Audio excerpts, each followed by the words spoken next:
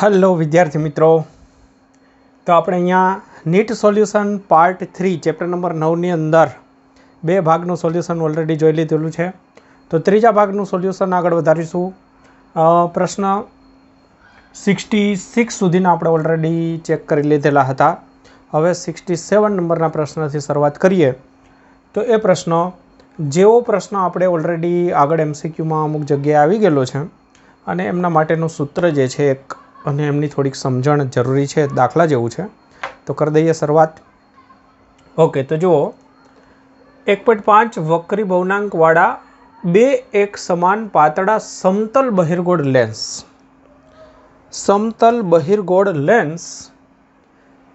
ની બહિર્ગોળ સપાટીઓ, વક્ર જે સપાટી હોય સમતલ છે બહિર્ગોળ છે। સમતલ બહિર્ગોળ એટલે તો ખ્યાલ આવે કે આ સમતલ અને આ બહિર્ગોળ, આ પ્રકારના જે બે લેન્સ છે, બે એક સરખા લેન્સ કે જેમની વક્રતા ત્રિજ્યા r બરાબર 20 સેન્ટીમીટર છે, એની બહિર્ગોળ સપાટીઓ જે છે એકબીજાના સંપર્કમાં રહે તે રીતે ગોઠવી દીધેલ છે।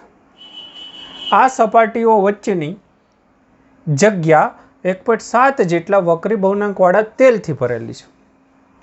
તો આ સંયોજનની કેન્દ્ર લંબાઈ કેટલી? આવો પ્રશ્ન છે। તો પરિસ્થિતિ જે છે એ કંઈક આ રીતે તમે વિચારી શકો છો। તો માની લો કે આ એક સમતલ બહિર્ગોળ લેન્સ, બીજો સમતલ બહિર્ગોળ લેન્સ અને એમની વચ્ચેની જે સપાટી છે, એમની વચ્ચેની જે જગ્યા છે, એ જગ્યા આપણને કહ્યું છે કે એક બીજા એક લિક્વિડથી ભરી દીધેલ છે, એટલે એ અંતર્ગોળ લેન્સ થઈ જશે, સમજો। તો શું કરવાનું છે કે આમના માટે F, પછી આમના માટે F, આમના માટે F, ત્રણેય માટે શોધી સંપર્કમાં છે 1/f બરાબર 1/f1, 1/f2, 1/f3 આ સૂત્રનો ઉપયોગ કરવાનો છે। તો પહેલા માટે આપણે આ સૂત્રનો ઉપયોગ કરીએ કે 1/f નું સૂત્ર શું? પહેલા તો 1/f નું જે મેઇન સૂત્ર છે એ μ-1 હવા માટે 1/r1 1/r2 આ સૂત્રનો ઉપયોગ કરી અને f1 f2 f3 મેળવી લેવાના। તો ચલો પહેલા માટે આપણે વિચારીએ તો 1/f1 is equal to mu એટલે વક્રી ભવનાંક। તો વક્રી ભવનાંક જે છે આપણને કેટલો આપ્યો છે? વક્રી ભવનાંક વિશેની કોઈ માહિતી આપી આ રહ્યો છે 1.5। તો 1.5 આપણે અહીંયા લખીશું -1 1/r1 એટલે પહેલી સપાટી, આપણે આમના માટે વિચારી રહ્યા છીએ, આને 1 કહીશું। તો એમની પહેલી સપાટી તો સમતલ છે, સમતલ એટલે એની વક્રતા ઇન્ફિનિટિવ કહેવાય। પછી -1/r2 એટલે એમની આ સપાટી, એમની વક્રતા જે છે એ વક્રતા ત્રિજ્યા જે છે ડાબી બાજુ હશે, એટલે તમે જાણો છો કે માઇનસ થશે, આપણે આ ડાયરેક્શન પ્લસ ગણીશું, આ બાજુ માઇનસ, તો એ થશે -20। તો આ આપણને 1/f1 મળી ગયું। તો 1/f1 બરાબર થશે 0.5 એટલે કે 1/2 ઇન્ટુ અહીંયા 1.5 -1 એટલે 0.5, પછી આ 0 થઈ જશે, અહીંયા પ્લસ 1/20, તો રહેશે 1/40। આ તમને મળી ગયું 1/f1। ત્યારબાદ આપણે f2 માટે વિચારીશું। તો 1/f2 ઇઝ ઇક્વલ ટુ ફરીથી ત્યાં વક્રી ભવનાંક, હવે હું આમાં કિંમત મૂકીશ તો એ દ્રવ્ય છે 1.7 વાળું -1 1/r1, તો એમની પહેલી વક્રતા ત્રિજ્યા જે આ તમને દેખાય છે બનશે, જે ડાબી બાજુ હશે એટલા માટે એમાં માઇનસ લખીશું। એ આની વક્રતા હોય, બધાની વક્રતા ત્રિજ્યા સરખી જ રહેશે, પછી માઇનસ, પછી 1/ બીજી સપાટી એની અંતર્ગોળ જે આ તમને રીસા જેવું દેખાય, લેન્સ જેવું, સોરી, તો એમના માટે પ્લસ લઈશું 20, કેમ કે જમણી બાજુ થશે। તો અગાઉ પ્રેક્ટિસ થયેલી હોવી જોઈએ। તો અહીંયા રહેશે 0.7, અહીંયા શું રહેશે તમે જુઓ કે આ માઇનસ થશે, આ બી માઇનસ થશે, તો માઇનસ કોમન નીકાળી દઈએ તો 2/20 એટલે કે 1/10, તો તો -1/10 રહેશે, બરાબર છે। તો આની અંદર આપણે કહીએ કે -0.7/10 અથવા તો 7/100 બી તમે કરી શકો છો। બસ, તો આ F2 થઈ ગયું 1/F2। એ જ રીતે 1/F3 બરાબર ફરીથી આ લેન્સ હતું એના જેવું જ અહીંયા પરિસ્થિતિ બનશે। તો ત્યાં આગળ શું બનશે? તો 1.5 -1, પછી 1/ આ પહેલી સપાટી જે છે એમના માટે પ્લસ થશે +20, પછી -1/ બીજી સપાટી માટે ઇન્ફિનિટિવ થશે। તો સ્વાભાવિક છે કે જે આ લેન્સ હતો એ જ આ લેન્સ છે, એટલે એમાં કોઈ ફરક નહીં પડવાનો। તો 1/F3 બરાબર 0.5/20 એટલે કે 1/40 રહેશે, આના જેવું છે, એમાં ના ગણો તો ચાલે। તો હવે પરિણામી એફ આપણે જોઈએ તો પરિણામી એફ માટે આનું 40 આવ્યું, 1/F1 બરાબર 1/F3 બરાબર 1/40 અને 1/F2 બરાબર 7/100। ચલો, તો આટલે સુધી રાખી દઉં છું, પછી આપણે આગળ વધીશું। તો આટલે સુધીનું લખી લો।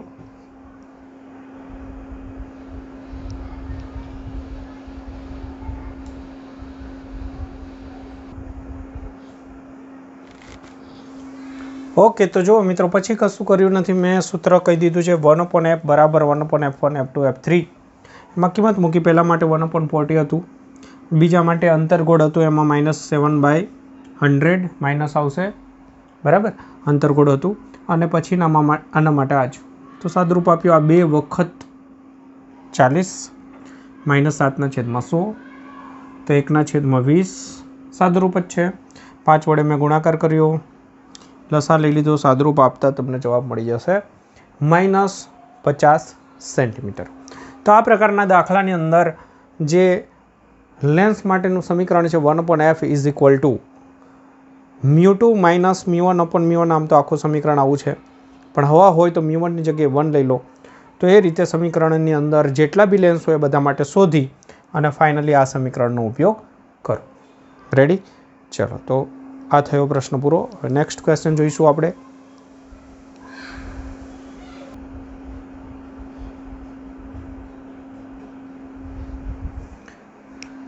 જો મિત્રો, ત્યાર પછીનો પ્રશ્ન જે 68 નંબરનો તમારી સામે, આ પ્રકારના પણ 2 દાખલા આવી ગયા છે। જો હવે રિપીટ થયા કરશે મોટા ભાગે, આગળનો દાખલો પણ મેથડ રિપીટ, આ પણ મેથડ રિપીટ। એક પ્રિઝમનો વક્રીભવન કારક કોણ એટલે કે પ્રિઝમ કોણ એની વાત કરે છે। પ્રિઝમ કોણ એ, અચ્છા, સંજ્ઞા, અને તેના દ્રવ્યનો વક્રીભવનાંક એટલે કે મ્યુ અથવા એન કોટ a/2 હોય તો લઘુત્તમ વિચલન કોણ Δm અથવા તો dm કેટલો હશે? તો એનું એક સમીકરણ જે છે પ્રિઝમનું એ આવડે અને એનું સાદુરૂપના સ્ટેપ થોડા સમજવા પડશે। તો જુઓ, આપણે વક્રીભવનાંક મ્યુ બરાબર સૂત્ર sin a plus Δm/2 upon sin a/2, આ સૂત્ર આપણે શીખી ગયા છીએ। એમાં મ્યુની જગ્યાએ લખવાનું છે કોટ a/2, તો અહીંયા આપણે લખવાનું થશે કોટ a/2, કોટ a/2, મ્યુ બરાબર સમજો। હવે કોટ a/2 એટલે તમને ખબર હોય tan હોય તો sin છેદમાં cos, તો કોટ હોય તો cos છેદમાં sin, તો અહીંયા થશે cos a/2 sin a/2, તો અહીંયા sin a plus Δm/2 upon sin a/2, તો અહીંયા sin a/2 કેન્સલ થઈ જશે। હવે કોસને સાઇનમાં કન્વર્ટ કરીશું, 90 માઇનસ a/2 કરી દઈશું, કારણ કે આ બાજુ પણ સાઇન છે તો આપણને કેન્સલ કરતા ફાવશે। સાઇન 90 માઇનસ થીટા એટલે શું થાય? Cos theta. ઓકે, તો અહીંયા સાઇન કેન્સલ કરી દઈએ તો રહેશે 90 minus a/2 is equal to a plus Δm/2। લસા લઈ લઈશું તો 2 કેન્સલ થઈ જશે, તો 180 minus a upon 2 a plus Δm/2। તો એને આ બાજુ લાવી દઈએ, 180 minus 2a is equal to Δm। આપણને લઘુત્તમ વિચલન કોણ પૂછ્યો હતો। तो लघुत्तम विचलन कोणનો जवाब શું આવશે 180 - 2a। तो ए થઈ જશે એમનો આન્સર।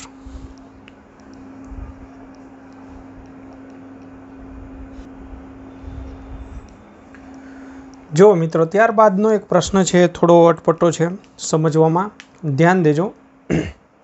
એક ટેલિસ્કોપની સામાન્ય ગોઠવણી, ટેલિસ્કોપની સામાન્ય ગોઠવણી એટલે શું? પહેલાં ટેલિસ્કોપની સામાન્ય ગોઠવણીની અંદર કઈ રીતની પરિસ્થિતિ હોય કે આઈપીસ અને ઓબ્જેક્ટિવ વચ્ચેનું જે અંતર છે એ લગભગ FO + FE જેટલું હોય, FO + FE।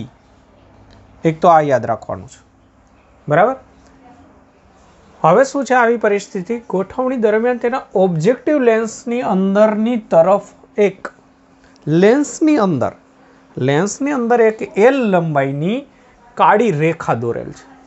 એટલે માન લો આ ઓબ્જેક્ટિવ લેન્સ, એની અંદર એક કાળી રેખા, એટલે કોઈ એક અંદર સમજો એક ડાર્ક લાઇન આવી ગઈ છે, અથવા તો કોઈ એક આપણે લેન્સની અંદરની સાઈડ એક રેખા વિચારવાની છે। આ લેન્સ છે એની અંદર કોઈ એક આ રીતની લાઇન છે, એ લાઇન જે છે એની લંબાઈ L છે, L લંબાઈની કાળી રેખા દોરેલ છે ઓબ્જેક્ટિવ લેન્સની અંદર, યાદ રાખજો।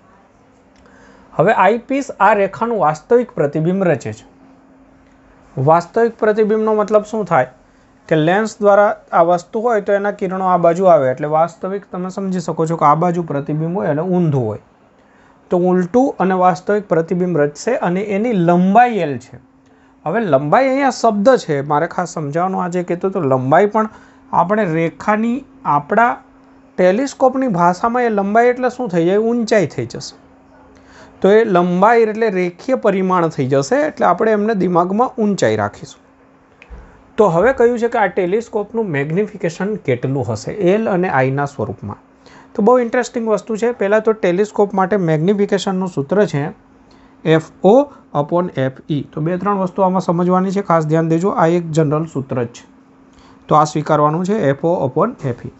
હવે આઈપીસ માટેનું સૂત્ર પણ તમે જાણો છો, કોઈ બી એક લેન્સ માટેનું સૂત્ર થાય પ્રતિબિંબની ઊંચાઈ મેગ્નિફિકેશન માટે અને ભાગાકારમાં વસ્તુની ઊંચાઈ। ઓકે, હવે પ્રતિબિંબની લંબાઈ એટલે ઊંચાઈ ગણવાની અહીંયા, તો એ I અને વસ્તુ જે છે એની લંબાઈ હતી L એટલે કે ઊંચાઈ, અને ઉલટું છે એટલા માટે માઇનસ। હવે એક આ સૂત્ર તમે યાદ રાખી દેજો, જે જનરલી થિયરીની અંદર આવતું નથી પણ થોડીક સાબિતીઓ આપીએ આપણે તો આ એક સૂત્ર બને છે। લેન્સ માટે સૂત્ર આ રીતનું છે, અને જો અરીસો હોય તો અહીંયા માઇનસ નિશાની આવશે। સૂત્ર કઈ રીતે બને? તો મેગ્નિફિકેશનનું સૂત્ર અને ગાઉસનું સમીકરણ જે છે, અરીસાનું સમીકરણ કે લેન્સનું સમીકરણ, એને મિક્સ કરવાથી આ સમીકરણ બનતું હોય છે। તો તમે આનો સીધો ઉપયોગ કરી શકો છો। આ સમીકરણમાં સંજ્ઞાપત્તિ એડ કરવાની રહેતી હોય છે। તો આ મેગ્નિફિકેશનનું કોઈ પણ લેન્સ માટેનું સૂત્ર છે F/F + U, અને અરીસો હોય તો F/F - U। તો આ સૂત્રની અંદર આપણે યુની કિંમત મૂકીશું અને સાથે સાથે આપણે ME આ બધી કિંમતો મૂકીશું। ઓકે, ચલો તો હવે જુઓ, અહીંયાથી મેં બાકી રાખ્યું છે તો ગણતરી કરી દઈશું। હવે તો અહીંયા ME ની જગ્યાએ હું લખીશ -I/L = F। ગણતરી ચાલી રહી છે આઈપીસ માટે, તો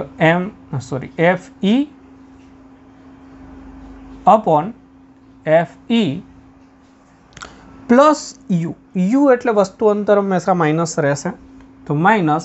હવે યુની જગ્યાએ યુ આ લેન્સ માટે આપણે વિચારી રહ્યા છીએ, આઈપીસ માટે વિચારી રહ્યા છીએ, તો એમના માટે વસ્તુ અહીંયા છે આ જગ્યાએ, તો એ વસ્તુ અંતર થશે FO+FE।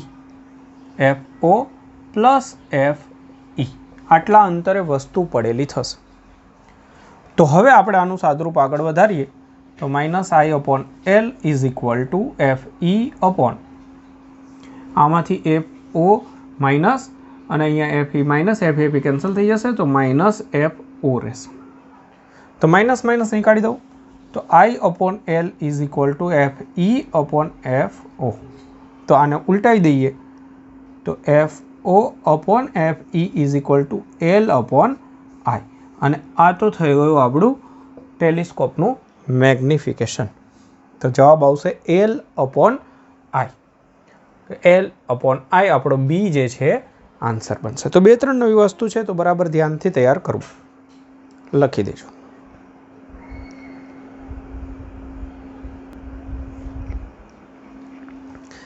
જો ત્યારબાદનો પ્રશ્ન જે છે એની અંદર માહિતી આ રીતે છે કે લાલ, લીલા અને ભૂરા 3 રંગ ધરાવતું પ્રકાશનું એક કિરણબીમ કાટકોણ પ્રિઝમ પર આપાત થાય છે. આ કાટકોણ પ્રિઝમ છે, એ પ્રિઝમ પર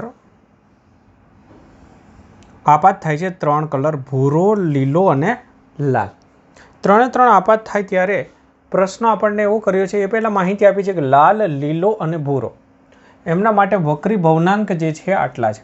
આપેલ પ્રિઝમ માટે કલર બદલાય તો વક્રી ભવનાંક બદલાય, આપણે જાણીએ છીએ. તો પછી પ્રિઝમ જે છે એ આ રંગોને છૂટા પાડશે કે નહીં? લાલ અને લીલા અને ભૂરા રંગથી જુદા, લાલને લીલા અને ભૂરાથી જુદા પાડશે, પછી ભૂરા રંગને લીલા લાલથી, કે ત્રણેય રંગોને એકબીજાથી જુદા પાડશે. તો એમના માટેનું લોજિક એ છે કે અહીંયાથી 3 કલર આવી અને વક્રીભવન થઈને બહાર નીકળશે કે પૂર્ણ આંતરિક પરાવર્તન થશે, આ આપણે ચેક કરવાનું છે. તો એમના માટે થઈ અને આપણે અહીંયાનો એંગલ વિચારીએ તો જુઓ કે અહીંયા 45 આપ્યું છે. તો 45 છે, તો આ કિરણ આ રીતે લંબરૂપે દાખલ થશે તો અહીંયાનો ખૂણો 45 થશે. હવે આ જે 45 થશે તો તમે જુઓ પરિસ્થિતિ એમની કે અહીંયાથી હું લંબ વિચારું તો અહીંયા 45, આ જે છે સમાંતર છે, આમને સમાંતર છે, એટલે અહીંયાનો ખૂણો જે છે 45 થશે. બરાબર. સાથે સાથે આ ખૂણો પણ 45 છે, આ ખૂણો 90 દેખાય જ છે. હવે આપણે ખૂણો જે વાત કરીએ છીએ એ અહીંયાના ખૂણાની વાત કરીએ છીએ. તો અહીંયાનો ખૂણો જે છે એ બી 45 એટલે થશે કે અહીંયાથી તમે લંબ વિચારશો તો આટલો એંગલ 90 થાય અને ઉપરનો આપણે કહ્યું 45 તો નીચેનો 45 થશે. તો 45નો જો એંગલ હોય, આ એંગલ આ આપાત કોણ બનવાનો છે, તો એ આકૃતિની ભૂમિતિ પરથી 45 તમને દેખાશે. અને 45નો એંગલ હોય તો એ વખતે ક્રાંતિકોણ જે છે એને 45 આપણે ગણી લઈએ કે 45 એ વક્રીભવન થશે, પૂર્ણ આંતરિક પરાવર્તન, તો એને અનુરૂપ વક્રીભવનાંક કેટલો ગણાય? તો વિચારો કે 45 હોય તો આપણી પાસે સૂત્ર છે આ રીતનું, તો એમના પરથી આપણે n બરાબર 1/√2 અને એના પરથી સાદુરૂપ આપતા આટલું થશે. તો એનો મતલબ એવો થયો કે આટલો વક્રીભવનાંક હોય તો પૂર્ણ આંતરિક પરાવર્તન થાય, એનાથી વધારે હોય તો કોઈ પ્રોબ્લેમ નથી, તો પૂર્ણ આંતરિક પરાવર્તન થાય, અને ઓછો હોય તો પૂર્ણ આંતરિક પરાવર્તન ના થાય. અચ્છા, ઇનડાયરેક્ટલી આપણે શું કરવાનું હોય, દરેક માટે ક્રાંતિકોણ શોધવાનું હોય. સમજો, આપણે આટલો વક્રીભવનાંક લઈ એનો ક્રાંતિકોણ, આટલો વક્રીભવનાંક લઈ ક્રાંતિકોણ, પણ આપણે અહીંયા જે આપાત થાય છે 45 છે, તો 45ના એંગલે બધા આપાત થશે, તો એ 45ને અનુરૂપ આપણે વક્રીભવનાંક શોધી કાઢ્યો. એ વક્રીભવનાંક કરતાં ઓછો હશે વક્રીભવનાંક જેનો, એનું પૂર્ણ આંતરિક પરાવર્તન નહીં થવાનું, વધારે હશે એનું થશે. તો આપણે જો 1.414 કરતાં આ ઓછો છે, આ વધારે છે 1.44, અને આ પણ વધારે છે, તો આ બંનેનું પૂર્ણ આંતરિક પરાવર્તન થશે અને આ સીધું આગળ વધી જશે. તો આ બંને મિક્સ થઈને વક્રીભવન પામશે. તો એ કયા કલર છે? તો આ છેલ્લા બંને જે છે એ સાથે રહેશે, લીલો અને ભૂરો, એનાથી લાલ અલગ પડી જશે, કેમ કે એકનું વક્રીભવન પૂર્ણ આંતરિક પરાવર્તન થવાનું નથી. તો બસ આ ખાસ ધ્યાનમાં રાખીએ. તો આમાં હવે ઓપ્શન એ પ્રમાણે વિચારવાના થશે. જો 3નો વક્રીભવનાંક 1.414 કરતાં વધારે હોત અથવા 3નો ઓછો હોત તો બી 3 સાથે સાથે જાત, તો કોઈનામાંથી એકબીજાથી અલગ પાડી શકત નહીં. તો અહીંયા લાલ રંગ અલગ પડશે. તો લાલ રંગ એને લગતો ઓપ્શન, લાલ રંગને લીલા અને ભૂરાથી જુદો પડે, લાલ જુદો થઈ જશે. તો આપણે જો લાલ કલરની જરૂર હોય તો બી કામ લાગે, અથવા લાલ વગર આ બંને કલરને મિક્સ કરવાની જરૂરિયાત હોય તો પણ આ પ્રિઝમ આપણને ઉપયોગમાં આવશે. ઓકે, ચલો, તો લોજિક બહુ સરસ છે આનું. સારી રીતે તૈયાર કરવા લાયક છે.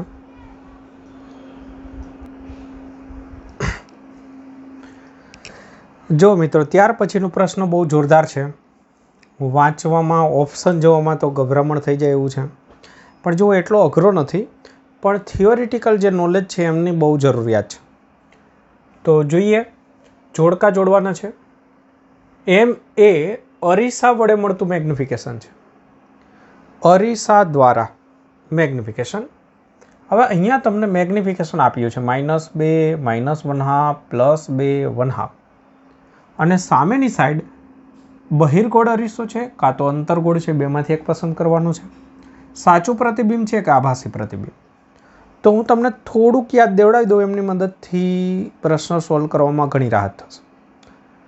પહેલાં અંતર્ગોળ હોય તો એમાં પ્રતિબિંબ જે છે એનું મેગ્નિફિકેશન -2 હોય, પ્લસ પણ હોય. m<1 બી હોય, greater-1 બી હોય. બહિર્ગોળ અરીસો હોય તો એમના માટે સહેલું છે. બહિર્ગોળ અરીસો હોય તો એમની અંદર સરળ શું છે કે એમ હંમેશા ધન હોય, પ્રતિબિંબ હંમેશા નાનું હોય,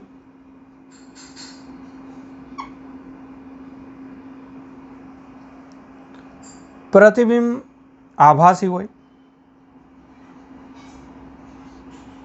સીધું હોય, પ્લસ છે એટલે ચતું હોય. તો આ એમની ખાસિયત છે. આમના પરથી પકડી પાડવાનું છે કે કયો ઓપ્શન ક્યાં સેટ થશે. તો જો ખાસ અને ખાસ ધન હોવું જોઈએ. તો અહીંયા તમે જોશો માઇનસ છે, અહીંયા બી માઇનસ છે. તો આ બે ઓપ્શન તો અંતર્ગોળ માટે જ થાય, બહિર્ગોળ માટે થાય નહીં. ત્યારબાદ <1 હોવું જોઈએ. તો અહીંયા +2 જે છે એ પ્લસ હોય પણ એક કરતાં મોટું ના હોય, નાનું જ હોય પ્રતિબિંબ. એટલે આ ઓપ્શન બી ગયો. 1/2 ઓપ્શન એક ખાલી રહેશે. કોના માટે? બહિર્ગોળ માટે. ઓકે, તો અહીંયાથી આપણને ખબર પડી જાય કે આ 3 જે છે એ બહિર્ગોળ માટે તો લાગુ નહીં જ પડે, અંતર્ગોળને લાગુ પડશે. અને આ એક બહિર્ગોળને લાગુ પડી શકે. 1/2 વાળું જે છે. હા, અંતર્ગોળ માટે પ્લસ. અંતર્ગોળ હોય તો એમાં m- બી હોઈ શકે, પ્લસ બી હોય. પ્લસ હોય ત્યારે પ્રતિબિંબ મોટું હોય. એમ ધન હોય ત્યારે જનરલી greater-1 જ હોય. m is greater-1 પ્લસમાં હોય ત્યારે. તો F અને P વચ્ચે, ધ્રુવ અને મુખ્ય કેન્દ્ર વચ્ચે જ્યારે અંતર્ગોળ અરીસા માટે આપણે P અને F વચ્ચે જ્યારે વસ્તુને મૂકીએ ત્યારે પ્રતિબિંબ જે છે આ બાજુ રચાય અને મોટું આભાસી પ્રતિબિંબ રચાય. તો એનો મતલબ એમ થાય કે m બરાબર પ્લસ આવે ત્યારે અહીંયા એક કરતાં મોટી કિંમત અંતર્ગોળ માટે શક્ય નથી. એટલે આ રીતના ઓપ્શન થવા જોઈએ. બસ, તો આ રીતે સેટ કરેલો ઓપ્શન તમારે આમાંથી ચેક કરવાનો છે. ફરીથી એકવાર કહીશ કે આ 3 શેના માટે આવશે? અંતર્ગોળ માટે આવશે. ઓકે, પણ હવે અંતર્ગોળ માટે આવશે પણ એની સામે સાચું કે આભાસી એ બી ચેક કરવું પડશે. તો જુઓ, -1 હોય તો અંતર્ગોળની અંદર માઇનસ એટલે પ્રતિબિંબ આ બાજુ આવે તો એ સાચું થશે, કારણ કે આ બાજુ જ આવવું જોઈએ. આ અરીસો છે તો માઇનસ હશે તો સામે સાચું. આમાં સામે શું આવશે? અંતર્ગોળ અને સાચું. તો પહેલાની અંદર એની અંદર આવશે અંતર્ગોળ અને સાચું, એટલે કે Q અને R. બીની અંદર આવશે અંતર્ગોળ એટલે કે Q અને માઇનસ છે એટલે R. પછી ત્રીજાની અંદર આવશે Q બધે આવશે કેમ કે 3 અંતર્ગોળ છે. હવે અહીંયા ત્રીજામાં પ્લસ છે એટલે આભાસી થશે. તો આ રીતની પરિસ્થિતિ થશે. આ બાજુ ક્યાંક પ્રતિબિંબ મળશે તો આભાસી એટલે S મળશે. અને ચોથું જે છે એની અંદર બહિર્ગોળ એટલે કે P આવશે અને સામે પ્લસ હશે, એમાં તો આભાસી જ હોય, બહિર્ગોળમાં આભાસી જ હોય એટલે આભાસી એટલે S આવશે. તો આ રીતનો ઓપ્શન આપણે ચેક કરવાનો થશે. તો એની અંદર ઓપ્શનની અંદર તમે જોશો તો 3 જગ્યાએ Q હોવું જોઈએ.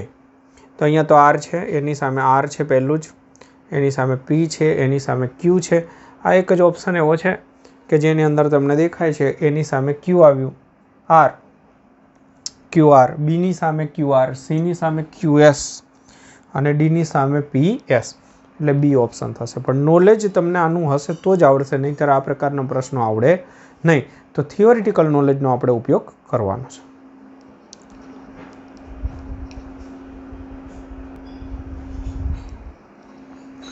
જો ત્યારબાદનો પ્રશ્ન સહેલો છે, મસ્ત છે, કોઈ કોમ્પ્લિકેશન નથી. 60 ડિગ્રીના પ્રિઝમ કોણ ધરાવતા પ્રિઝમ. પ્રિઝમ કોણ એટલે જાણો છો એ એની વક્રી ભવનકારક સપાટી પર 45ના કોણે આપાત થતું, એટલે આપાત કોણ 45નું કિરણ લઘુત્તમ વિચલન અનુભવે છે. અને પછી કહ્યું છે કે આ લઘુત્તમ કોણ કેટલો હશે અને પ્રિઝમના દ્રવ્યનો વક્રી ભવનાંક કેટલો હશે. તો લઘુત્તમ કોણ અને વક્રી ભવનાંક, હવે સિમ્પલ બે સમીકરણ છે જે તમે પ્રિઝમની થિયરી જોઈ લેશો તો આરામથી આવડી જશે કે લઘુત્તમ વિચલન હોય ત્યારે આઈ બરાબર ઈ થાય, અને એક જનરલ સમીકરણ છે આઈ પ્લસ ઈ બરાબર એ પ્લસ ડેલ્ટા. તો એમાં આઈ 45, ઈ પણ 45, એ 60 આપણને આપ્યું જ છે. આઈ બરાબર ઈ થશે એટલે બંનેની જગ્યાએ મેં 45, અમને એમના પરથી ડેલ્ટા એમ તમને મળી જશે. આ સૂત્ર બી હવે તો ઘણી બધી વખત થઈ ગયું. એમાં તમારી પાસે એ છે, ડેલ્ટા એમ છે, બસ બંનેની કિંમત મૂકી સાદરૂપ આપશો, આરામથી તમને આન્સર મળી જશે. તો આ તમે ગણી શકો એમ છો, કોઈ તકલીફ નથી. તો આ ગણી દેજો. જો મિત્રો આ પ્રકારનો દાખલો બી હવે ત્રીજી ચોથી વખત થઈ ગયો, તો રિપીટેશન ચાલુ છે હવે. તો એમાં તમારે જાતે જ ટ્રાય કરવાની છે. આ દાખલાની અંદર ગણતરી મેં રાખી છે, પણ પ્રયત્ન તમારે જાતે કરવાનો છે. એકવાર રકમ જોઈ લેવી, બરાબર. તમે જાતે જ પહેલાં રકમ સમજાવી દઉં, પછી ટ્રાય કરજો, પછી સોલ્યુશન જોજો.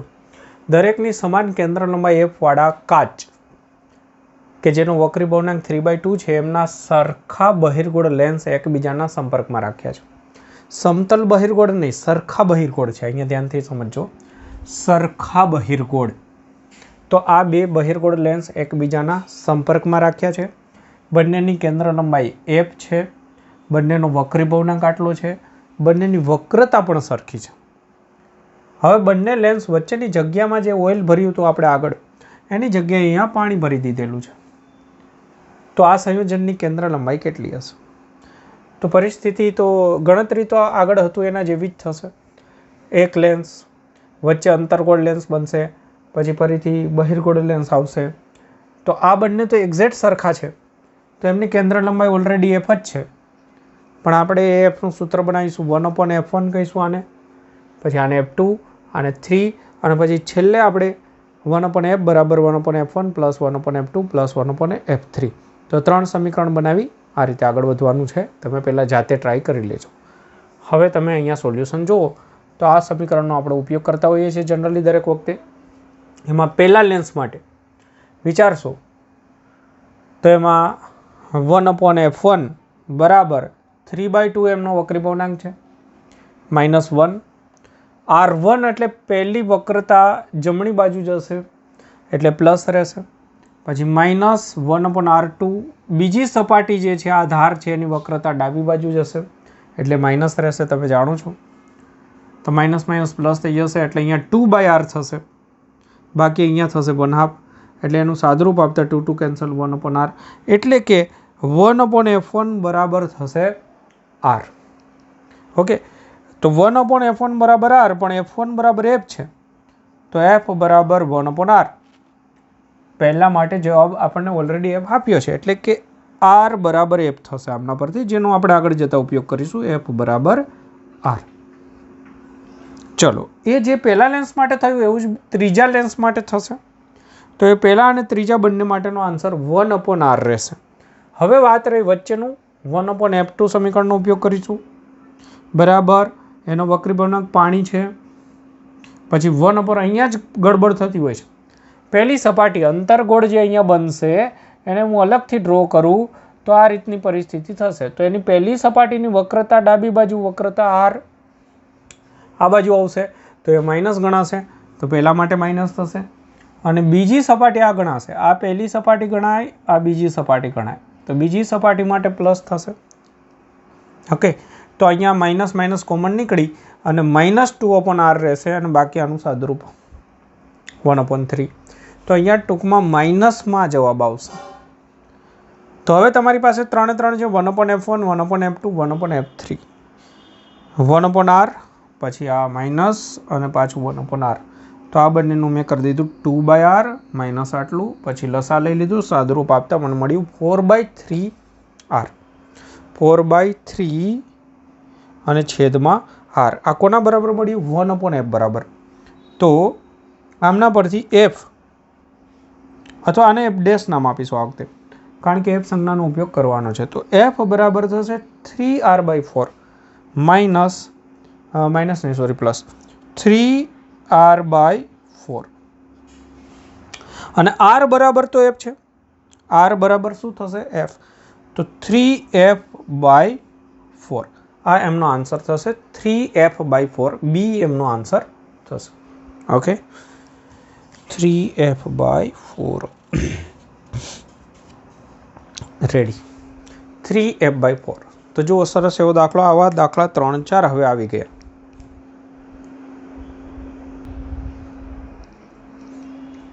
જો મિત્રો ત્યાર પછીનો દાખલો ફરીથી રિપીટ.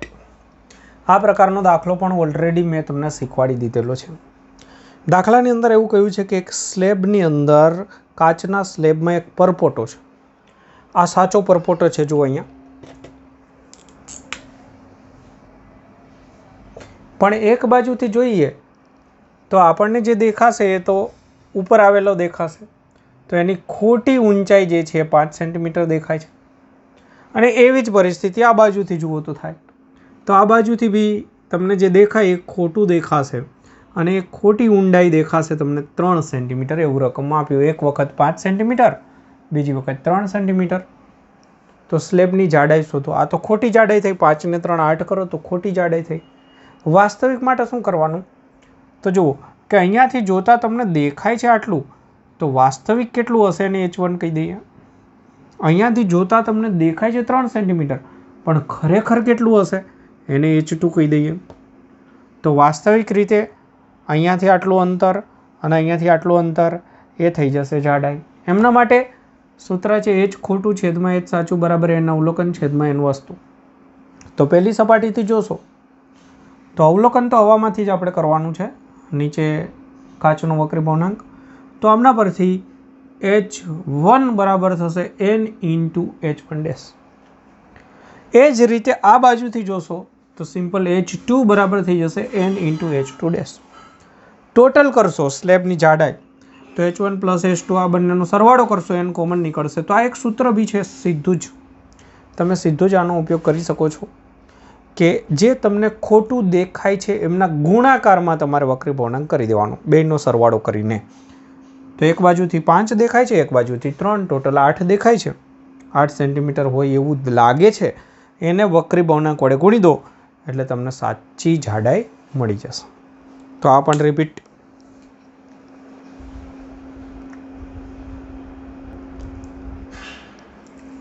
જો ત્યારબાદનો જે પ્રશ્ન છે એને સમજવો પડે કે એક એસ્ટ્રોનોમિકલ ટેલિસ્કોપમાં ઓબ્જેક્ટિવ અને આઈપીસની કેન્દ્ર લંબાઈ આપી દીધી છે. ઓબ્જેક્ટિવ આઈપીસની કેન્દ્ર લંબાઈ. હવે એવું કહ્યું છે કે આમની મદદથી ઓબ્જેક્ટિવથી 200 સેન્ટીમીટર દૂર રહેલી એક વસ્તુ 200 સેન્ટીમીટર દૂર છે અનંત અંતરે નથી. તો આ વસ્તુને જોવા માટે આ બે લેન્સીસ ખાલી જગ્યા અંતરે છૂટા પાડવા પડે. તો આ પરિસ્થિતિ જરા સમજો. ટેલિસ્કોપની રચના સમજવી પડે. ઓબ્જેક્ટિવ આઈપીસ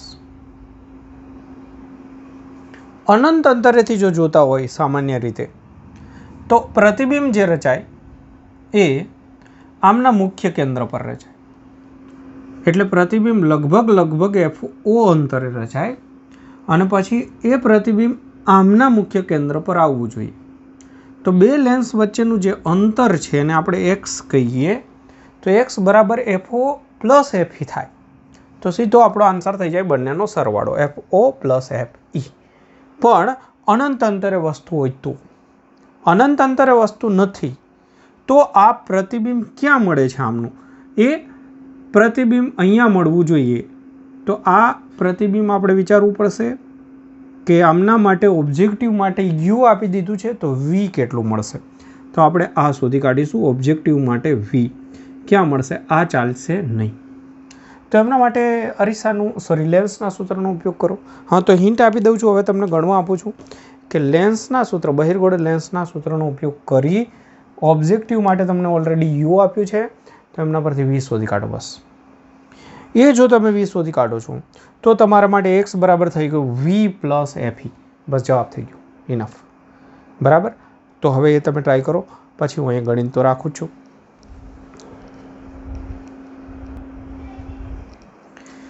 તો જો ગણી શક્યા છો કે નહીં, કોઈ પ્રોબ્લેમ નથી આવ્યો, ને જરા ચેક કરી લેજો કે લેન્સ માટેનું સૂત્ર મેં વાપર્યું.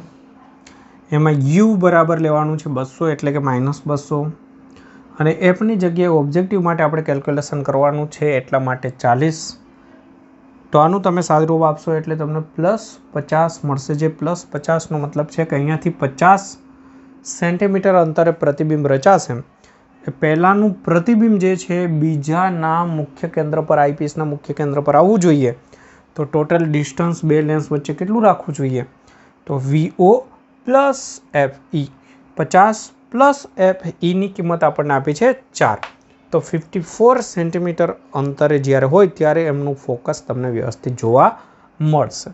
બસ પૂરું.